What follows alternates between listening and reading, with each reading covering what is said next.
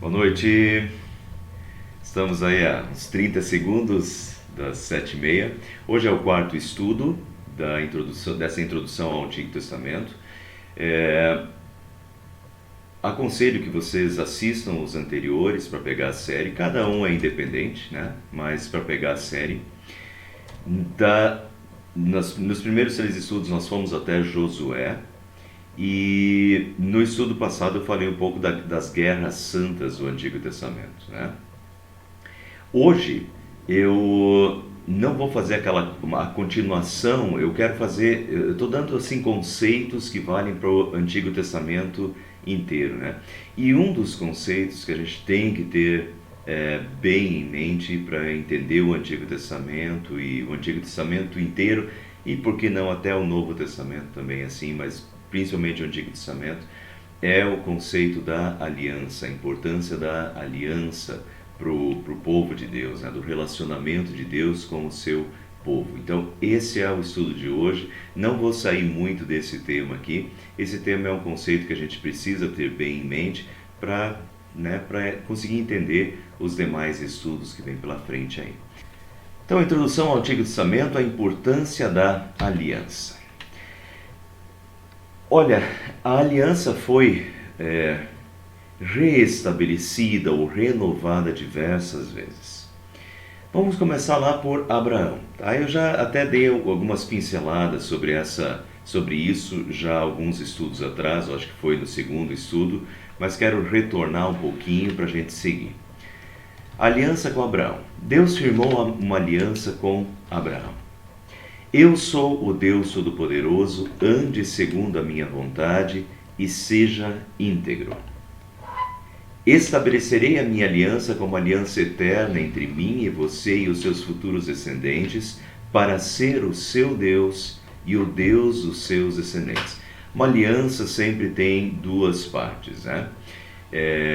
Deus é uma dessas partes, e aqui está a parte de Deus. Mas Deus começa falando para Abraão: eu sou o Deus Todo-Poderoso, ande segundo a minha vontade e seja íntegro. E começa por aqui, meus irmãos. Esse é o relacionamento que Deus espera de todos os seus filhos, do seu povo na terra, Antigo e Novo Testamento, né? Deus espera que nós andemos segundo a sua vontade e sejamos íntegros. Tá? Isso vale para sempre, para o Antigo e para o Novo Testamento. Ande segundo a minha vontade e seja íntegro. E daí para Abraão, então é a primeira aliança, estabeleceria a minha aliança como aliança eterna entre mim e você e os seus futuros descendentes, para ser o seu Deus e o Deus dos seus descendentes. Para ser o seu Deus, Deus quer ser o Deus de Abraão. E Deus é o Deus de Abraão. E Deus é o Deus de Isaac, o Deus de Jacó. Deus é o Deus do seu povo, mas também Deus é o Deus pessoal. Deus é o meu Deus, para ser o teu Deus e o Deus da sua descendência, dos seus descendentes também. Toda a terra de Canaã, onde agora você é estrangeiro, diz Deus para Abraão, darei como propriedade perpétua a você e a seus descendentes, e serei o Deus deles. Então Deus cumpriu a sua aliança, né? Veja essa promessa: toda a terra de Canaã, onde agora você é estrangeiro. Deus fala isso para Abraão muitos anos antes, 700 anos antes. 700 anos depois, Deus cumpriu a sua aliança, cuidou sempre do seu povo. Assim como Deus cuidou de Abraão, Deus cuidou de Isaac, Deus cuidou de Jacó, de toda essa descendência como ele tinha prometido, libertou o seu povo do Egito, né? Cuidou do seu povo nos 40 anos no deserto, e 700 anos mais tarde, Deus lhes deu, como prometera a Abraão, Deus lhes deu a terra prometida, a terra de Canaã. Então vejam a fidelidade de Deus, tá? Deus promete, Deus cumpre, Deus é fiel. A parte de Deus dessa aliança é fidelidade pura, né? Deus promete, Deus cuida, Deus ampara, Deus salva, Deus liberta, Deus cuida do seu povo. E agora a parte de Abraão, né? E do seu povo. De sua parte, guarde a minha aliança, tanto você como os seus futuros descendentes. Então, o que é o primordial que Deus pede? Guarde a minha aliança, tanto você como os seus futuros descendentes. Que Abraão guarde a aliança de Deus, que Abraão respeite, que Abraão honre, né, a aliança que ele tem com Deus, tanto ele quanto os seus futuros descendentes. Então Deus é fiel de eternidade a eternidade, Deus é fiel à sua aliança, Deus sempre cuidou e continua cuidando do seu povo. Deus salvou o seu povo do Egito e o salvou também através do seu Filho Jesus, que derramou o sangue da nova aliança. Então vocês veem como essa aliança do Antigo Testamento, ela vem para o Novo Testamento, ela ganha um novo capítulo, né? um maravilhoso capítulo com Jesus. Jesus derramou o sangue da nova aliança, sim, mas essa aliança entre Deus e o seu povo, ela continua no Antigo, no Novo Testamento. A aliança de Deus com o seu povo, a aliança de Deus com os seus filhos, com cada um de nós, esse relacionamento de aliança que nós temos com Deus. No entanto, o seu povo é infiel e quebra continuamente a aliança de fidelidade com Deus. Não anda de acordo com a sua vontade, nem é íntegro. Lembram o que Deus tinha pedido? Ande segundo a minha vontade e seja íntegro, né? E nem sempre o povo é íntegro. O povo é infiel e quebra continuamente a aliança de fidelidade com Deus. Não anda de acordo com a sua vontade e nem é íntegro. E esse é o problema, né? O problema do Antigo Testamento. É o problema que nós vamos notar cada vez mais. É o problema nos juízes, é o problema dos reis, é o problema do povo. Um povo que quebra continuamente a aliança, um povo que é infiel à sua parte na aliança, um povo que não é mais íntegro para com Deus, um povo que já não anda mais de acordo com a vontade de Deus, né? Entender este relacionamento de aliança de Deus com o seu povo é essencial para entender todo o Antigo Testamento, tá? É um assunto maravilhoso, o assunto da aliança com Deus. Deus firma essa aliança, isso é um assunto primordial e que pena, né, que esse relacionamento da aliança com Deus é tão complicado, né, e tão deturpado no Antigo Testamento. Depois de Abraão, Deus reafirma essa aliança no Sinai, quando Deus os liberta do Egito e no Monte Sinai, Deus reafirma a aliança. Vejam, Moisés subiu ao monte para encontrar-se com Deus, e o Senhor o chamou no monte, dizendo: diga o seguinte aos descendentes de Jacó e declare aos israelitas: vocês viram o que fiz ao Egito e como os transportei sobre asas de águia e os trouxe para junto de mim? Agora, se me obedecerem fielmente e guardarem a minha aliança, notem, se me obedecerem fielmente e guardarem a minha aliança, vocês serão o meu tesouro pessoal dentre todas as nações. Embora toda a terra seja minha, vocês serão para mim um reino de sacerdotes e uma nação santa. Vejam, até quem sabe o texto de 1 Pedro de cor, vejam como isso entra bastante depois em 1 Pedro, né? Vós, porém, sois raça eleita, sacerdócio real, nação santa, povo de propriedade exclusiva de Deus, diz Pedro. E aqui Deus já firma a sua aliança com o seu povo, o povo esse povo dos descendentes de Abraão e agora o seu povo no Sinai. E Deus diz: olha, agora se me obedecerem fielmente e guardarem a minha aliança, vocês serão meu tesouro pessoal dentre as nações. Embora toda a terra seja minha, vocês serão para mim um reino de sacerdotes e uma nação santa. Vejam o relacionamento de Deus com o seu povo e o relacionamento que Deus quer ter com esse seu povo, né? Uma nação santa, um reino de sacerdotes, um tesouro pessoal de Deus à terra, é esse povo, esse é o nível de relacionamento que Deus quer ter com o seu povo, com os seus filhos, né?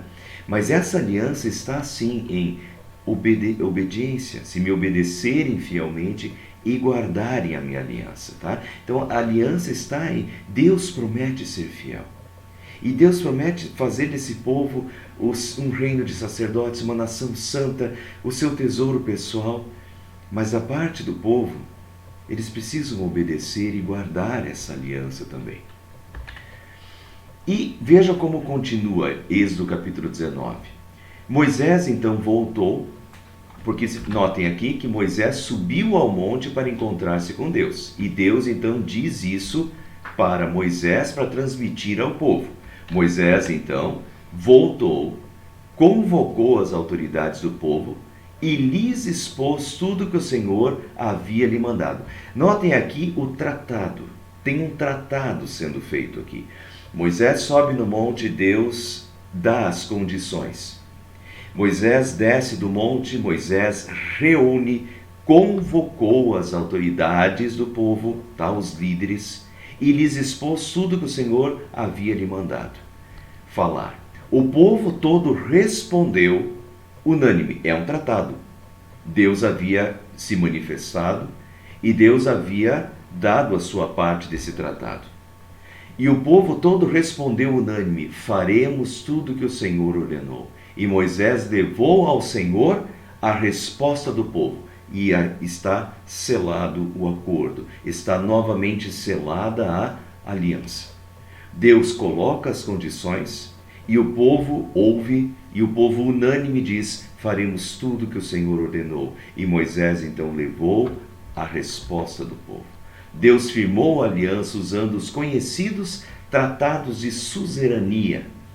E essa é a sequência de Deuteronômio. Eu já falei sobre isso no segundo estudo, quem quiser um pouquinho mais pode voltar lá, mas Deus então aqui, vocês notem esse tratado. Moisés fala com Deus, Deus fala com Moisés, Moisés transmite, né, os termos desse acordo, dessa aliança para o povo confirma e diz: nós faremos tudo que o Senhor ordenou. Moisés então leva essa resposta ao Senhor e está firmada a aliança da parte de Deus e da parte do povo. E esta aliança, e isso está bem explícito em Deuteronômio, Deuteronômio foi escrito por Moisés em forma de um tratado. Os tratados da época, que eram chamados os tratados de suzerania, entre suzeranos e vassalos, esses tratados tinham exatamente a mesma ordem que Moisés escreve o Deuteronômio. Tá? Então essa aliança é escrita por Deus na forma de um tratado, e inclusive na forma de um tratado como era conhecido e usado pelos povos vizinhos na época, os tratados de suzerania. É um pacto, né? A aliança era um pacto firmado e assinado pelos dois lados. E a quebra do pacto incluía sanções. Estamos vendo isso aí agora acontecendo, né? A Rússia invadiu parte da Ucrânia e as sanções dos países já começaram a vir, né? São sanções. De certa forma, a Rússia quebrou, né? Eles não tinham necessariamente um pacto tão bem firmado assim, mas então a Rússia sofre agora sanções. E esses pactos antigos, então, eles tinham condições de ambas as partes e tinham também sanções previstas, né? Então é um pacto, a aliança é um pacto de Deus como seu povo, que também prevê sanções. E então o tempo passa, isso, vejam que começa com Abraão,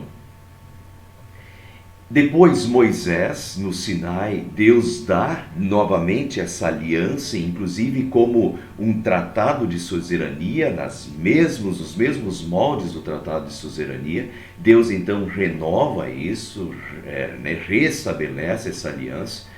E vejam como que em Josué, 40 anos mais tarde, Josué, novamente, Deus renova a aliança. Veja como essa aliança ela é continuamente quebrada e Deus, em sua misericórdia, em seu amor, Deus sempre de novo chama o povo à realidade. Deus mostra que essa aliança foi quebrada, que essa aliança não foi obedecida.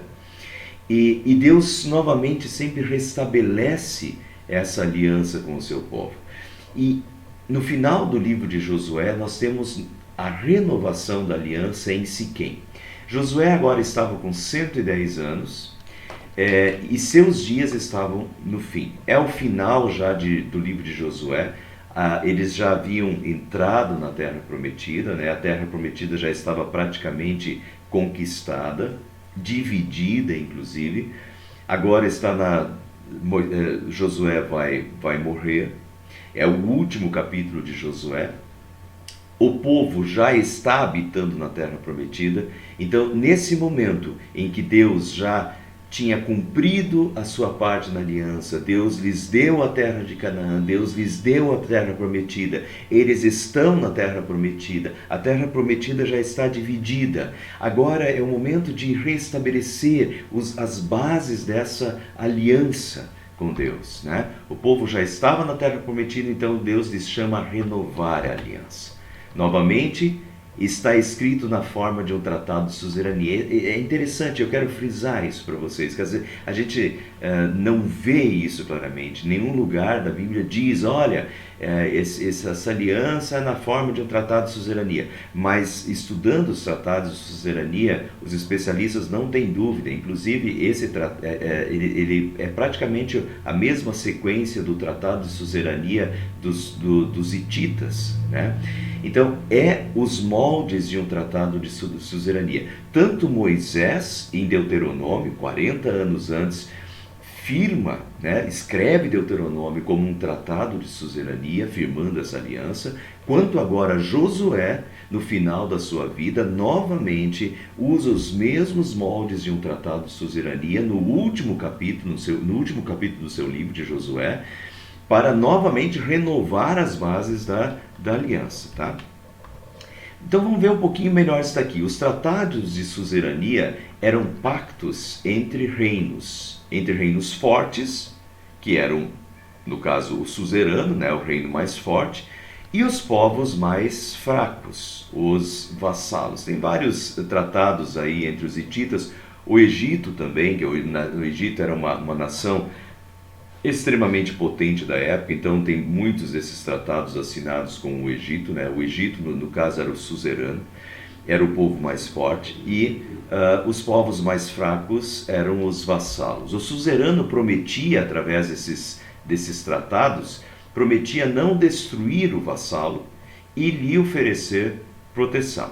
Então, esse é um povo mais forte, ele promete não destruir o povo mais fraco, que muitas vezes acontecia, né? Se o povo não assinava o tratado, esse país mais forte muitas vezes vinha e simplesmente destruía e aniquilava o outro povo. Então, esse tratado de suzerania, ele era bom para ambas as partes, né? Para o vassalo também, que é um reino muito mais fraco, que não é destruído e ainda ganha a proteção do reino mais forte, né? Então o suzerano prometia não destruir o vassalo e lhe oferecer proteção. E o vassalo prometia obediência e submissão. E agora notem, Deus escreve a aliança como um tratado de suzerania. E o vassalo, então, promete obediência e submissão. Tá? Tem um caráter de proteção de Deus, mas também tem um caráter de obediência e submissão do vassalo, né? Do reino mais fraco. E convenhamos, pessoal, isso tem tudo a ver conosco, né? Quem somos nós diante de Deus? Então, nós somos essas minúsculas formiguinhas aí diante de um Deus grandiosíssimo, de Deus como suzerano. Claro que Deus usou esses tratados porque eram os tratados usados na época.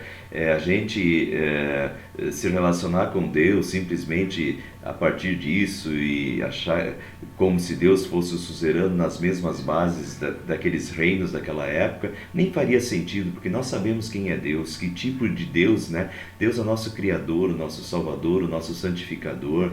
Então, nossa, esse nosso Deus é tudo para nós. Ele nos criou, Ele nos salvou, Ele nos santificou, nós devemos tudo a Ele. Ele fez tudo, né? Este é o nosso Deus, este é o nosso Senhor. No grego depois vai vir Kyrios, né? Que é Senhor em grego. Então, esse é o nosso Senhor, mas não é um Senhor ditatorial. Ele é o nosso Criador, Ele é o nosso Salvador, Ele é o nosso Santificador. Nós devemos a nossa vida, a nossa salvação e a nossa espiritualidade, a nossa fé, tudo a Deus, né? Então nós somos sim esses vassalos, nós somos essas minúsculas criaturas diante de um Deus grandioso que recebem esse amor de Deus e que respondem a esse amor de Deus servindo a Deus. Servi ao Senhor com alegria, diz o Salmo, né? Apresentai-vos diante dele com cânticos. Então, mas essa relação de aliança, ela foi estabelecida nas bases desse tratado, e a gente precisa entender isso, que tem sim, e nós devemos obediência a Deus, obediência e submissão a Deus. O que mudou talvez do Antigo para o Novo Testamento é que no Novo Testamento fica mais claro ainda que nós servimos a Deus por gratidão, né? Mas no Antigo Testamento dizia muito, devemos temer e amar a Deus. De certa forma, essa questão do temer, esse respeito, essa honra a Deus, o nosso suzerano, o nosso Senhor, nós devemos respeito, né? Honra a esse nosso Senhor. E devemos sim servi-lo. Nós somos suas criaturas, Deus nos criou para a sua honra e glória, que devemos servi-lo em obediência e em submissão, né, às suas leis. Que mais? Josué então reuniu todas as tribos de Israel em Siquém. Então Josué está prestes a morrer. E agora Josué reúne todas as tribos. Olha, o pacto vai ser novamente renovado. O pacto, vejam o pacto, um pacto vai ser assinado novamente. Josué reúne todas as tribos de Israel em Siquém, chamou os anciãos de Israel, os seus chefes, os seus juízes e os seus oficiais. Quer dizer, chama toda a liderança do povo para assinar esse pacto. E coloca as bases do pacto. E eles se apresentaram diante de Deus. Desculpa, faltou o D aqui. Eles se apresentaram, não diante de Josué, mas diante de Deus, que é com quem o povo vai assumir esse pacto, assumir essa aliança. Então Josué disse ao povo: assim diz o Senhor, o Deus de Israel. E daí ele continua, eu vou resumir o conteúdo. De novo, é um tratado de suzerania, e os tratados de suzerania começavam com o suzerano se apresentando, e o suzerano dizendo quem ele é e tudo o que ele já tinha feito, tá? Então, no começo desse tratado, assim diz o Senhor Deus de Israel. Olha o que Deus diz. Então, resumidamente, Deus, o suzerano Senhor, os lembra de como fez o pacto com Abraão e multiplicou a sua descendência. Deus tinha prometido a Abraão, que por sinal sua esposa Sara era estéril, mas Deus tinha prometido para Abraão que a sua descendência seria como a areia, né? As estrelas do céu e a areia do mar. Então, e Deus cumpriu essa promessa, e Deus começa esse tratado lembrando de como ele tinha feito o tratado com Abraão, o pacto, a aliança com Abraão, e como ele tinha prometido que multiplicaria a sua descendência, e como Deus tinha cumprido a sua promessa, porque esse povo agora numeroso que está na terra prometida são os descendentes de Abraão, sinal de que Deus havia sido fiel à sua promessa, né? Desde o início, Deus multiplicou o seu povo, o povo de Abraão, como tinha prometido, e eles eram frutos disso. Deus também lembra da sua fidelidade com Isaac e Jacó. Vejam, Abraão, Isaac, Jacó, como Deus tinha prometido que seria o Deus da sua descendência, da descendência de Abraão. E Deus lembra isso agora no início do tratado. Deus diz, olha, eu fui o Deus de Isaac. Eu fui o Deus de Jacó. E se a gente lembrar da história de Gênesis, como Deus foi presente na vida de Isaac, como Deus foi presente na vida de Jacó, Deus, de fato, Deus sempre esteve presente, Deus sempre foi fiel à sua aliança com Abraão, com Isaac, com Jacó. Lembra como os libertou do Egito, os sinais que havia feito, as 10 pragas, o Mar Vermelho, a travessia pelo Mar Vermelho, impactante, inesquecível para o povo de Israel. É um Deus que abre o Mar Vermelho para o seu povo passar. O cuidado de Deus no deserto com eles. Lembram os 40 anos, como Deus os guiou com aquela coluna de nuvem, durante o dia, de fogo durante a noite, como Deus mandou codornas, como Deus mandou maná, como Deus os cuidou. Esse sou eu, Deus está se apresentando, o suzerano, o Senhor está se apresentando, esse sou eu. Olha tudo que eu já fiz por você. As vitórias em Canaã, como Deus derrubou as muralhas de Jericó sem eles terem feito, eles não fizeram nada, eles apenas deram 7 voltas e gritaram, Deus derrubou as muralhas de Jericó. Deus está se apresentando e Deus está relembrando-os de tudo que Deus já fez. Este sou eu, que estou firmando novamente a aliança. Vejam todo o meu amor por vocês, tudo que eu já fiz por vocês, meu povo. Eu lhes dei uma terra em que vocês não trabalharam, e cidades que vocês não haviam construído. Vocês estão vivendo nessas cidades e comem das vinhas e dos olivais que não plantaram. Olha o que Deus está falando para o povo, Eu lhes dei essa terra prometida. Deus é fiel, Deus cumpriu, vocês estão nessa terra. Vocês estão numa terra que vocês não trabalharam, uma terra com cidades que vocês não construíram, Vocês estão comendo vinhas que vocês não plantaram e olivais. Eu estou dando, eu dei isso para vocês. Eu fui fiel em todos os momentos. Essa é a base de Deus. Deus está se apresentando, Deus está dizendo quem Ele é. O suzerano já se apresentou. Até aqui Deus os lembra de quem Ele é, do que Ele já fez e da sua soberania sobre o seu povo. A partir deste ponto, do capítulo 24, começa a sublinhar as responsabilidades do povo para com Ele. Então agora vem a parte do povo, da assinatura que Deus já tinha se apresentado, o suzerano já se apresentou. Agora o povo, Qual é a responsabilidade do povo para com ele nesse tratado? E vem, agora, pois, temam o Senhor e o sirvam com integridade e fidelidade. Notem o que ele está repetindo. O mesmo pacto, a mesma aliança, as mesmas palavras lá da aliança com Abraão. O que Deus quer? Sirva com integridade e com fidelidade. Meus irmãos, até hoje é assim. O que é a nossa parte na aliança? Que nós sirvamos a esse Deus maravilhoso, Criador, Redentor, Salvador e Santificador, que nós o sirvamos. E Ele merece isso de nós, que nós o sirvamos com integridade e com fidelidade. Então, Moisés, e agora vem as famosas, Josué, vem as famosas palavras de Josué que até hoje ecoam. Escolham hoje a quem vão servir. Eu e a minha casa serviremos ao Senhor. Aqui Josué, de novo, lembrem que Josué está com os líderes do povo de Israel na sua frente. E o pacto está sendo firmado. E Josué fala claramente para os líderes: escolham hoje a quem vocês vão servir. Mas eu e a minha casa serviremos ao Senhor. Então tem uma questão de povo envolvido, mas também tem, e sempre tem, uma questão individual envolvida. Qual é o seu pacto? E você Pode ser que os outros não firmem, mas eu e a minha casa serviremos ao Senhor. Eu servirei ao Senhor. Esse é o pacto individual e coletivo como povo de Deus que fazemos para com Deus.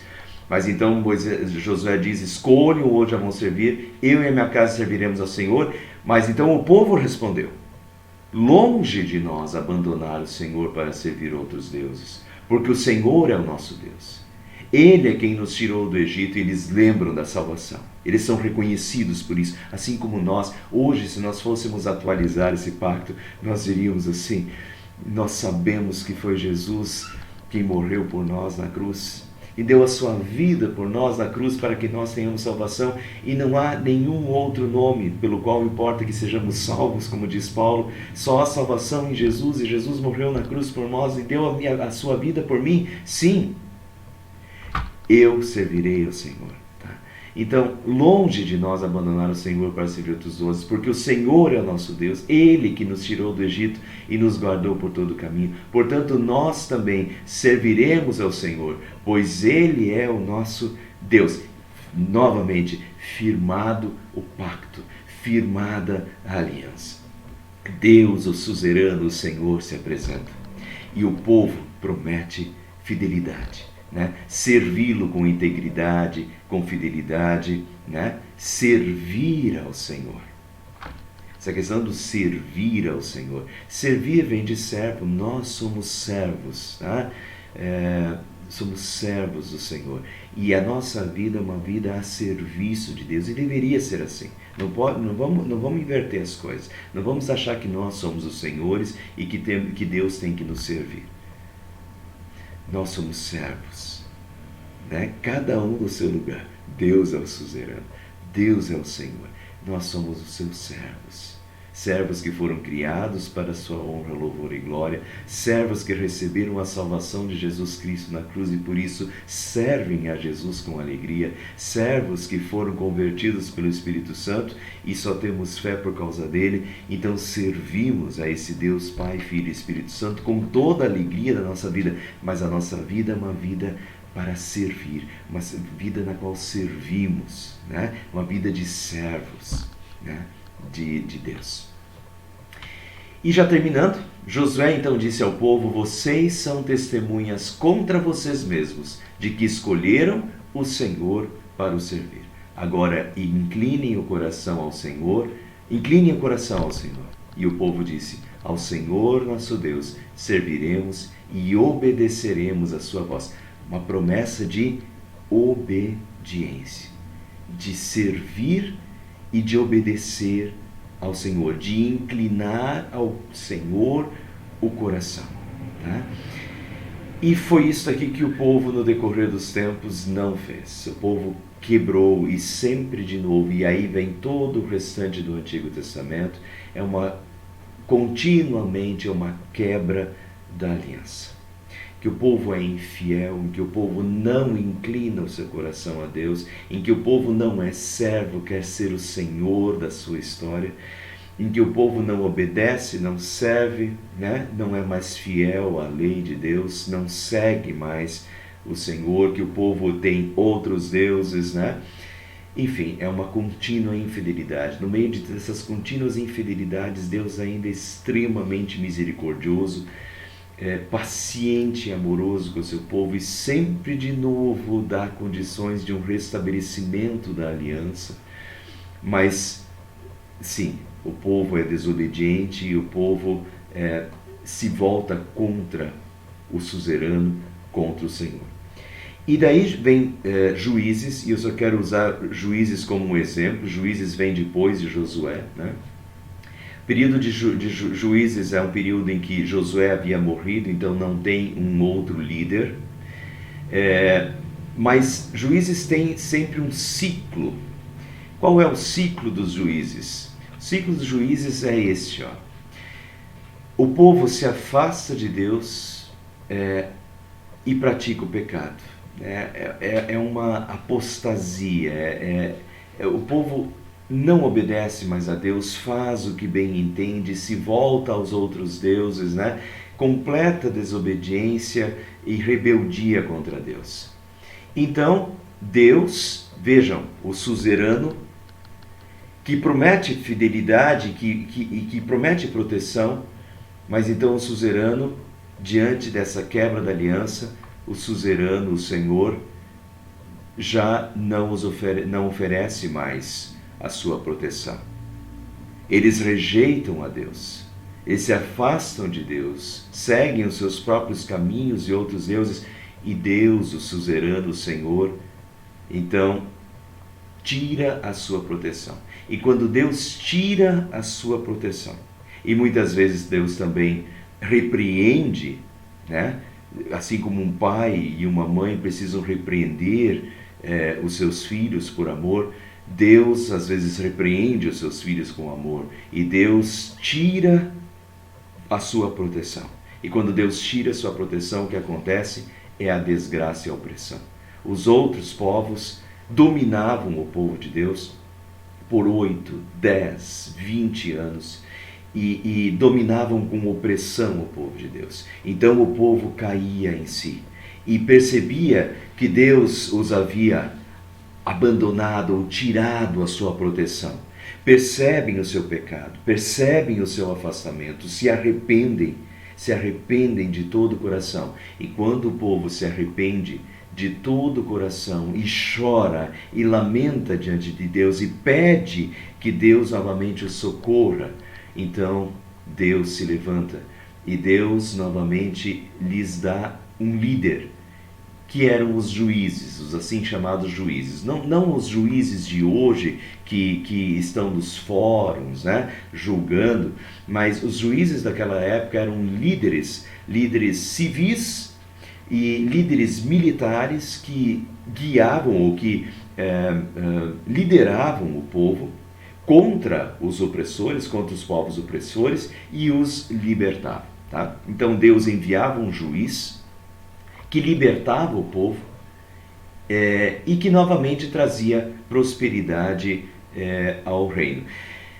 Sansão, por exemplo, Sansão era um desses que Deus lhe deu aquela força incomparável, e Sansão foi um dos que libertou o povo que estava oprimido pelos filisteus, e Sansão liberta o povo da opressão dos filisteus. E assim nós temos 12 juízes que serviram como esses líderes. Esses 12 juízes foram levantados por Deus para salvar o seu povo, para liderar o povo nas batalhas e conquistar novamente a liberdade ao povo e a prosperidade. Isso não quer dizer que esses juízes são pessoas extremamente íntegras. Deus levantava juízes, e esses juízes eram libertadores que libertavam. Mas esses juízes, frequentemente também, eles não eram fiéis e depois de um tempo mostravam sua infidelidade também. Sansão é um caso desse, né? Sansão foi usado por Deus para libertar o seu povo, mas Sansão não foi fiel. Sansão teve mulheres de outros povos que Deus tinha mandado não ter, né? A vida de Sansão não é uma vida de fidelidade, mas foi um homem que Deus usou para libertar o seu povo. E meus irmãos, atentem-se, eu acho que Deus continua fazendo isso hoje, e eu até acho que Deus fez isso com o Brasil. Tá? Deus enviou um juiz, um libertador para o Brasil. Isso não quer dizer que ele seja sem pecado. Pelo contrário, todos os juízes eram pecadores, né? Mas eram homens, às vezes, que Deus levantava para libertar o seu povo da opressão, né? Mas eles eram falhos também, e aí que a gente lembre de orar pelos nossos governantes aí, né?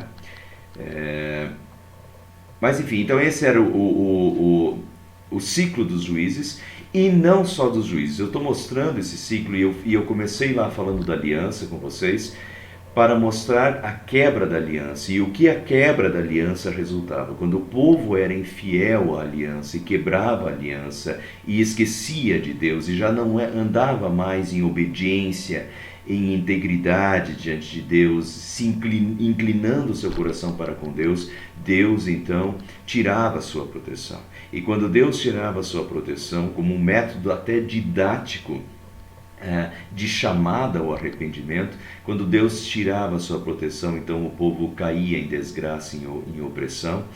E quando o povo novamente clamava a Deus e pedia o socorro e a proteção de Deus e clamava para que Deus os libertasse, Deus sim, vendo o arrependimento do seu povo, na sua graça, na sua misericórdia, Deus sempre de novo então libertava o seu povo da opressão. E isso é o ciclo dos juízes, mas isso acontece a mesma coisa na época dos reis. Então, de agora em diante, a partir de Juízes, e nós vamos entrar nas próximas vezes, nós vamos entrar em Samuel, né, 1º e 2º Samuel, 1º e 2º Reis, que é a monarquia, é o período dos reis, é a mesma coisa. E daqui para frente, cada vez faz mais sentido essa questão da aliança. Deus tem uma aliança, Deus é fiel, Deus é misericordioso, Deus é gracioso, Deus age pelo seu povo, mas o seu povo, em sua rebeldia, não inclina os seus corações para Deus, busca outros deuses, comete atrocidades, né? Se desvia completamente. Então Deus às vezes tira a sua proteção. E quando Deus tira a sua proteção, novamente vem a desgraça sobre o seu povo. Então, esse ciclo, ele é repetido e repetitivo no Antigo Testamento, mas sempre é baseado na aliança, né? Aliança de Deus com o seu povo. E a gente tem que cuidar, só coloquei isso aqui, que foi uma figurinha que eu achei na internet hoje. Vejam, o pecado vem, nos domina, nos escraviza. Nós, então, uma vez escravizados, colhemos às vezes o que plantamos, colhemos as consequências do pecado. Então, quando nós lamentamos, choramos, às vezes já oprimidos e desgraçados, e de todo o coração buscamos a Deus, invocamos a Deus, o Senhor então envia o livramento e vem a paz. Mas muitas vezes, quando estava em paz, e o ciclo dos juízes, às vezes eles ficavam 40 anos em paz. Mas depois de 40 anos em paz, começa de novo a se afastar de Deus gradualmente, né?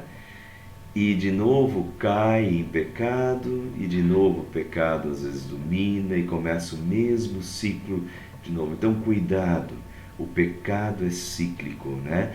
Na história do Antigo Testamento, e é cíclico na nossa vida também. E como nós temos essa tendência pecaminosa, isso facilmente começa a acontecer na nossa vida. Quando tudo vai bem, a gente se afasta da igreja, a gente já não vai mais aos cultos com tanta frequência, e a gente começa a se afastar da palavra, já não lê mais a Bíblia, já não ora tanto, e começa a se afastar. E quando a gente começa a se afastar, o pecado começa a falar mais alto, o pecado se dissemina, se prolifera, nos escraviza, e nós colhemos as consequências, né, dessa escravidão, da opressão do pecado, e daí precisamos novamente, vemos o que aconteceu, e às vezes tarde demais percebemos, mas clamamos a Deus, e Deus, em sua misericórdia, sempre de novo nos estende a mão, né?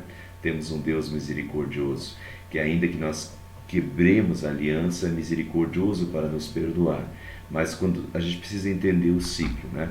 Quando a gente entende o ciclo, a gente se mantém atento para que isso não aconteça, para pelo menos lutarmos com a ajuda de Deus contra esse ciclo de dominação do pecado na nossa vida, né? E que sejamos fiéis a essa aliança. Quando nós fazemos a nossa profissão de fé, nós firmamos esse pacto com Deus. A nossa profissão de fé, nós prometemos ser fiéis a Deus. Nós reconhecemos a aliança de Deus lá no batismo, que Deus é fiel, que Deus estende a sua aliança no batismo. O batismo é esse sinal da aliança, né? Sinal da graça divina. Na nossa profissão de fé, nós professamos de boca própria e dizemos que nós queremos: Senhor, eu reconheço que Tu és o meu Criador, Salvador e Santificador, e eu quero obedecer, né, e ser fiel. e servir-te com a minha vida todos os dias da minha vida, né? Vamos honrar essa aliança. Deus honra o seu compromisso, a sua aliança conosco. Deus é fiel. Que a gente também procure ser fiel à aliança que nós temos com Deus. Amém.